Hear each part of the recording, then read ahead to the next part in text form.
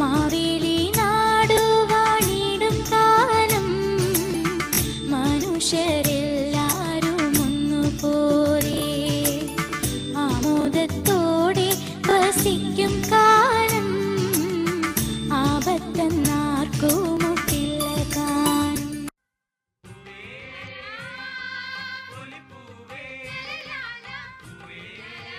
കർത്താവിനാൽ അനുഗ്രഹിക്കപ്പെട്ടവർ നാം ഓരോരുത്തരും സമൂഹത്തിൻ്റെ നന്മയാകുന്ന ഓണാഘോഷം പരിപാടിയിലേക്ക് പ്രവേശിക്കുന്ന കാലഘട്ടമാകുന്നുവല്ലോ ഇത്.